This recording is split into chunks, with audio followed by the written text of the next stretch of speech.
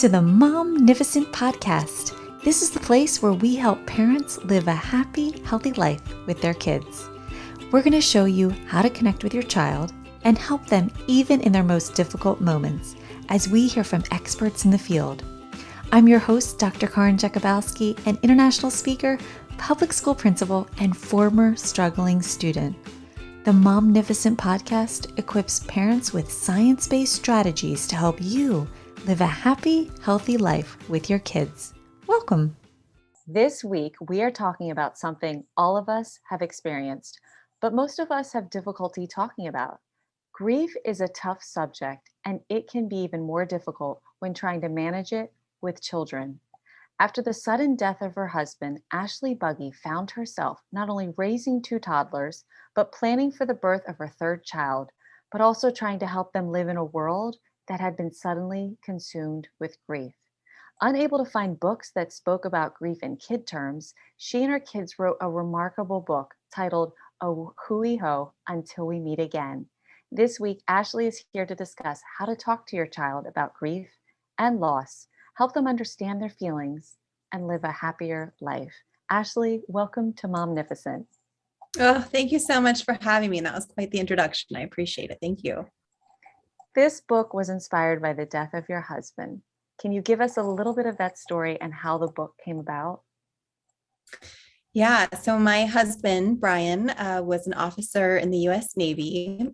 We were stationed at Pearl Harbor in Hawaii, and we had lived there less than a year. But we had spent our time the years before that in Gig Harbor, Washington, so in the Pacific Northwest, sailing, scuba diving, living this really beautiful, adventurous life. We brought two kids home to that home in Gig Harbor, Izzy and Hudson. And then when he got orders for Hawaii, we had spent a lot of time there as a family. And so we were so excited to move to Hawaii. And we got the orders, and Brian sailed our sailboat over to Hawaii, and I packed up the kids in our house and moved us over to Hawaii and met him over there. And long story short, we suffered 2 miscarriages in that time. But Christmas morning, 2017, we found out we were pregnant with our youngest, Adeline. And just really excited to be living in paradise with our beautiful family near the water, doing all these activities, things that we love. And while I was 6 months pregnant, Brian was in a scuba diving class, a specialty scuba diving class it's called a rebreather, and left for the morning, same morning as any other morning, kissed me goodbye, said he'd call me at noon when he was out. And a few hours later, I received a phone call from just an unknown number. It was Sunday morning, lazy morning with the kids. The kids were next to me, didn't think anything of it, answered the phone, and unfortunately got the news that he was in the hospital. There was a diving accident, and through a whirlwind, few hours later, found out he did not survive that accident. So with Hudson and Izzy in the car with a complete stranger, someone from the dive shop, and myself 6 months pregnant with our youngest, I got that news, and just my world came crashing down. Everything changed in that instant. And, one of the first questions after I kind of started to come to was, how am I supposed to tell my 1 and 3-year-old children who also kissed their dad goodbye that he's not coming home? And how do I tell them it's because he died? And how do I explain what death is? And how do I explain what forever is, and that we're never going to get to see him again? And, it was just this I'm suffering through my own roller coaster of emotions in dealing with this, that I've just lost my partner and my husband and my best friend and my future as I knew it, and the father of my unborn child. And now I'm managing with my own emotions, and now I need to go manage the emotions of my 1 and 3-year-old. So, it was the worst of the worst for sure. And then this book kind of came about. It took a few years for us to get to the point, but really pretty immediately after, my question was, how do I explain these concepts to them? And, I had friends and family looking online, and we're not a religious family, and everything online that we could find was more or less based either in religion or, talking about animals losing their animal parent, or fuzzy creatures talking about an afterlife. And that's not how I'm raising my kids. And those aren't the concepts that I want my kids to understand as they grow up. I want them to understand life and death and grief and emotion and, what I consider real life. And so there was nothing out there for me to use as a resource to help guide not only myself, but them through that. And so, Hui Hou was born from that of needing something to channel our energy into, to give my kids a tangible representation of what they've gone through. And then secondary, to give other families who might not want to explain these concepts through fuzzy animals or religious connotations to these families as well. So, yeah. And you started a blog sort of on or around that time that kind of the book came out of, where you went back to it to pull pieces out of it that helped you write the picture book. Isn't that right?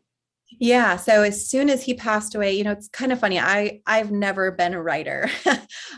All through college, my professors were like, "This is terrible academic writing. You're too colloquial. This is trash." And so I had zero confidence as a writer, but I also had all of these emotions inside of me, and I needed an outlet to pour them into.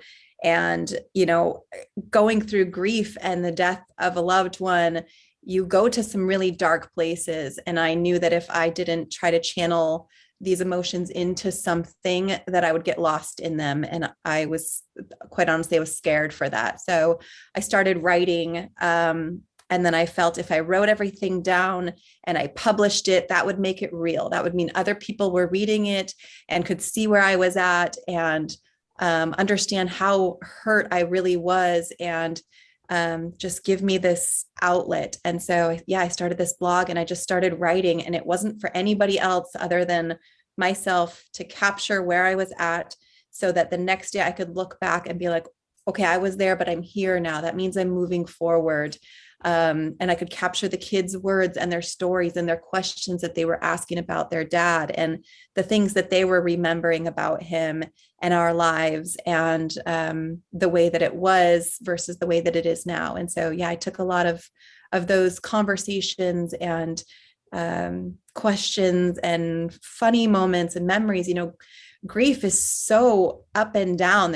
You're remembering these beautiful, funny memories, and then a moment later you're remembering you're sad because you don't have those anymore, but then you're thankful because you had them. And that's kind of what a Hui Hou is it's the roller coaster that humans go through, but specifically told through my kids' lenses of losing their own dad.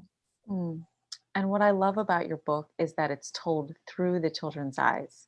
And it's interactive. Even though it's a book, you ask questions, and on each page you see your experience, and then it's asking your child's experience. How did you decide on this format, and what needed to go into it?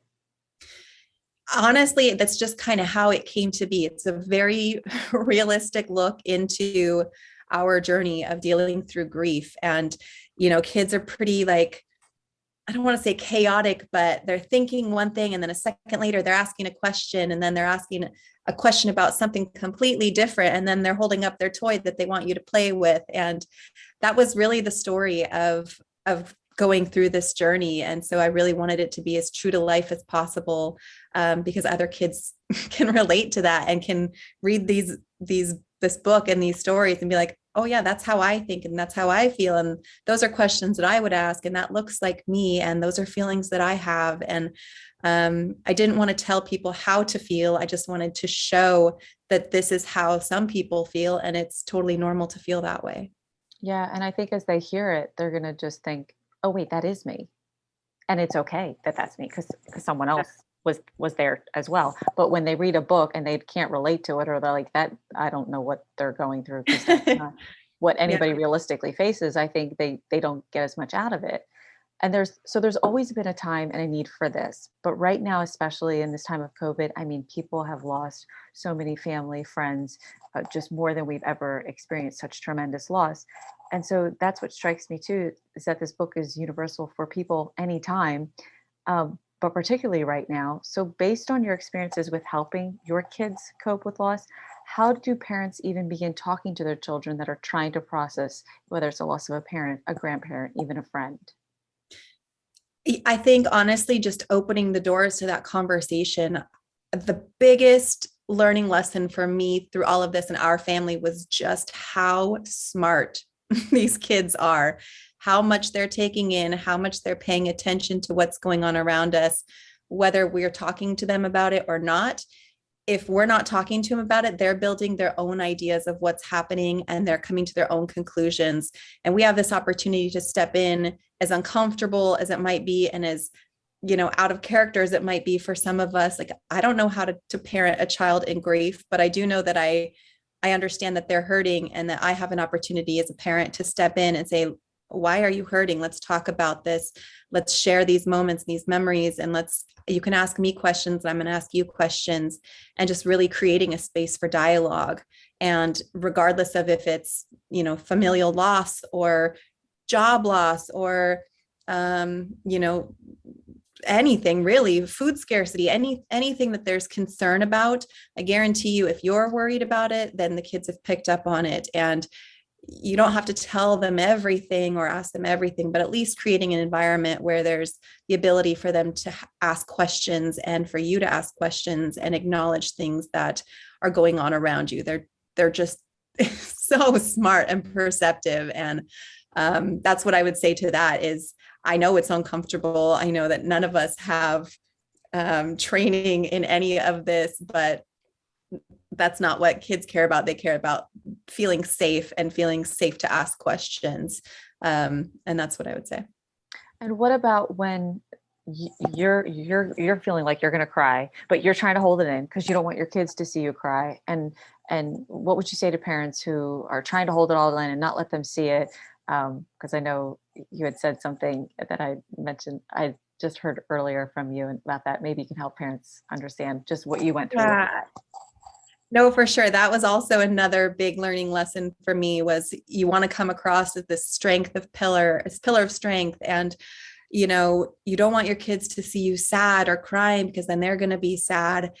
And I think to a point that that's accurate. But I also, during this journey, I witnessed my own daughter come into my room at one point. And I had been really sad, in the past few days or something. And normally I would go in the closet and close my closet door and cry it out and try to pull myself together and come back out. And my daughter came into my room and I could tell she was devastated or upset about something. And I tried, what's the matter? What are you thinking about? Were you thinking about data? Were you thinking about our old house? Were you thinking about Hawaii? I was trying to get some information out of her. And she looked at me and she's just like, Mama, I'm not going to cry because I'm really strong and I'm really brave like you. And I was like, no, Izzy, you need to be able to cry. Like, we need to cry when we're sad. And then I was like, oh, okay, well, she's learning from me. And I'm telling her that I can't cry because that's not what strong people do. And it was just like another, what am I doing? Like, lesson learned. Yes, when I'm sad, it's okay to cry. And I can't say it's okay to cry for you, but it's not okay to cry for me. So now policy is in the house. If you're sad, you cry, and you can do it in front of each other, and it's okay. And yeah, big lesson learned. I think, we want to protect our kids in any capacity.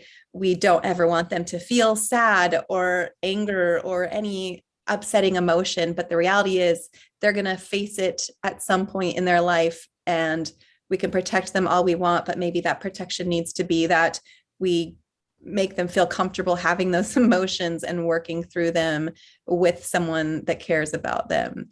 So yeah, that was a huge lesson learned there.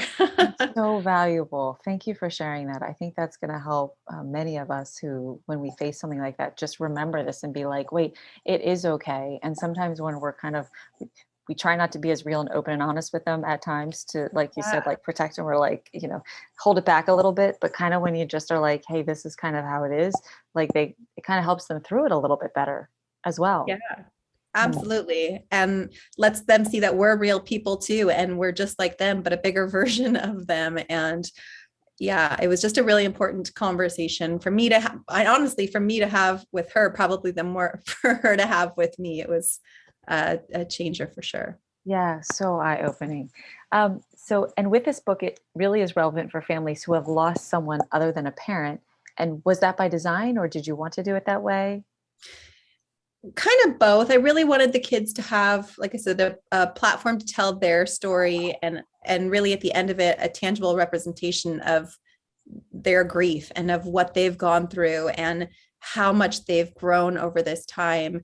So, it does talk about their dad and losing their dad, but I also understood that because there wasn't a place for this before this book of Hui Hou was out there, that this could potentially affect other families too. So I really wanted to make it as inclusive as possible, and really just a conversation starter for families who might be going through some type of grief or, emotional unrest. Just a really good way to start having some pretty heavy conversations.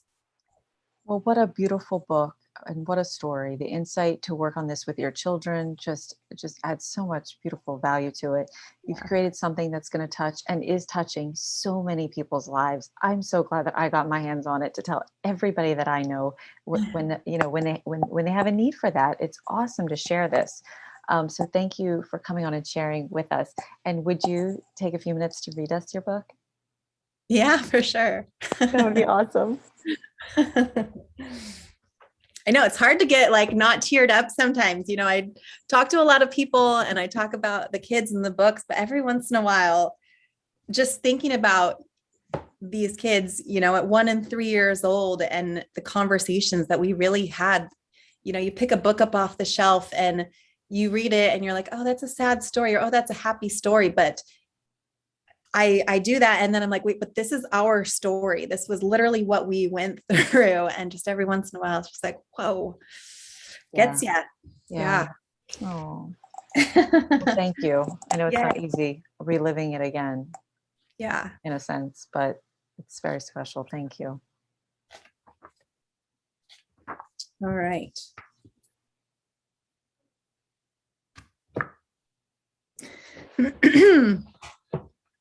I'm going to take a sip of water. Sorry. Yeah, go ahead. Hi, I'm Isabel. My friends call me Izzy, so you can call me Izzy too. This is my little brother Hudson and my baby sister Adeline. We call her Addie. Do you have a favorite toy?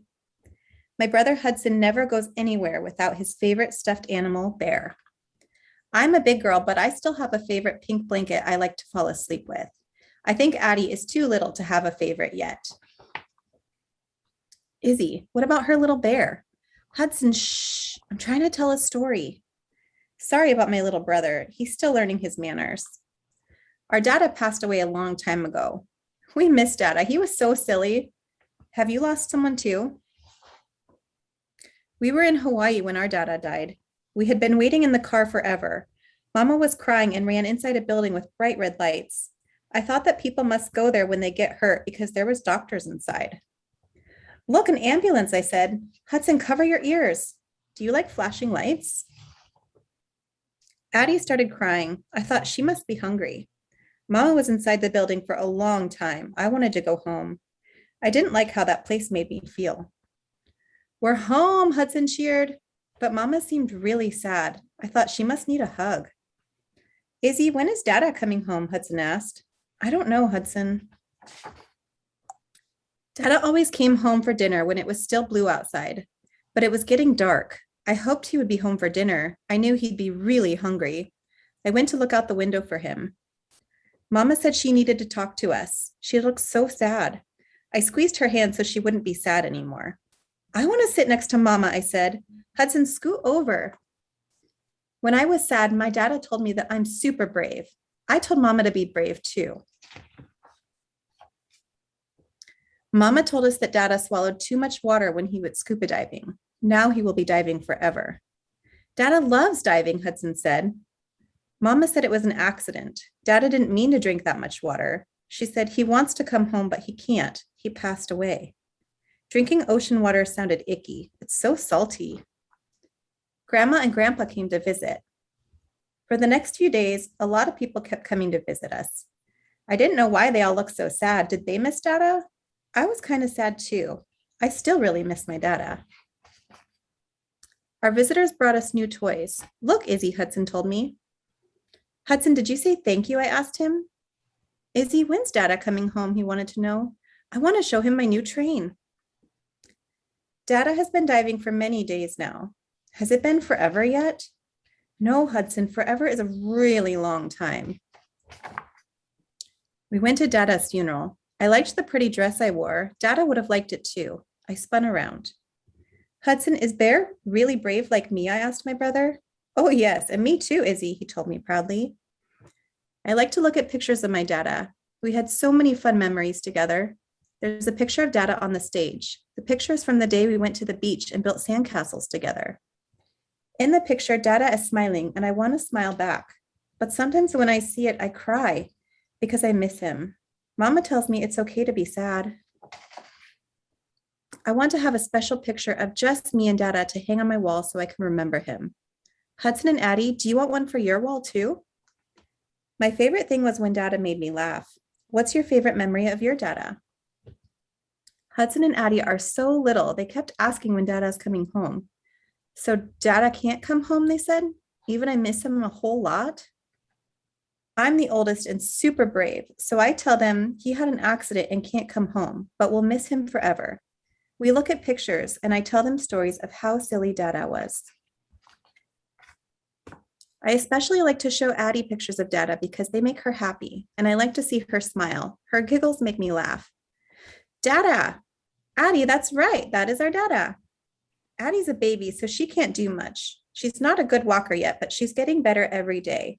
I'm going to teach Addie all about Dada.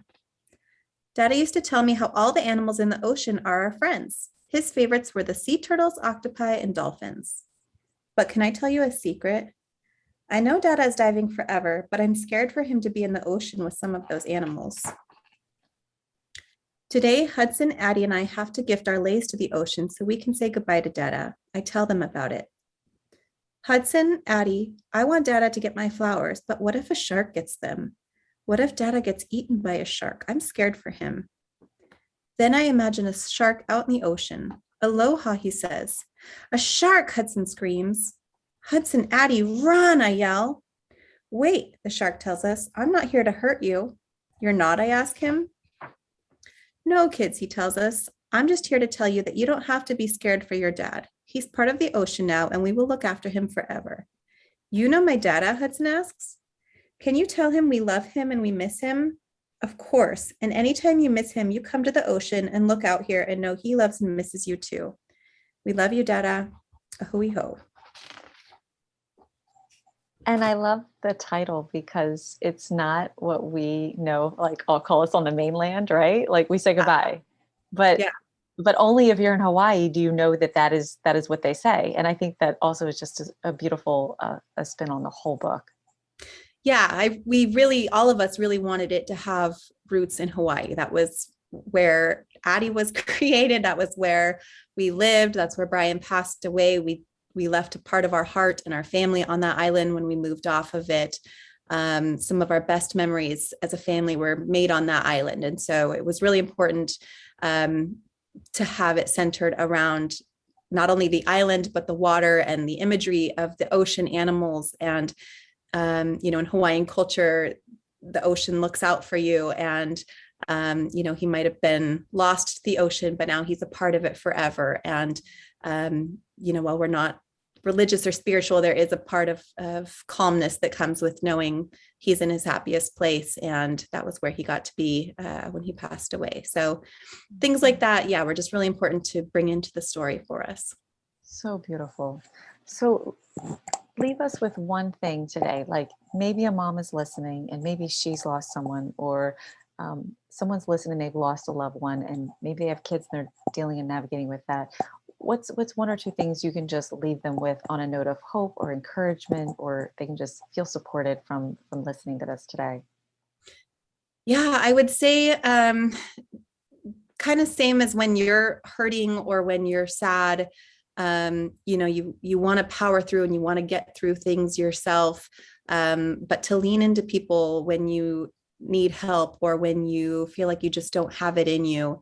Whether you lost someone or your child lost someone, there's a lot of hurt going on. So I would say, lean into your kids and open up those conversations. And if they're older and they say they're fine or they don't want to talk about it, my best advice would be to don't let them get away with that. And same as sometimes we don't want to talk about it right then, doesn't mean we don't want to talk about it ever. So to keep coming back to those conversations, and just really make it an open, welcoming space and make sure everyone knows that everybody is hurt and everybody is sad, but you can come together and you can get through it. Well, Ashley, thank you so much. This is a very, very special gift that you've given and created that I know will just keep on giving for generations to come. It's like an investment that you gave that your family experienced, but you're now giving it to those who are going to need it today, tomorrow, even after us. So on behalf of everyone who picks up this book and might not return back to you to say thank you, I'm just going to say a huge thank you on behalf of all of them. Thank you so much for coming on today. Yeah, no, thank you for having me and giving me this platform to share our story. I really appreciate it. Well, that's all we've got for this episode of the Momnificent podcast.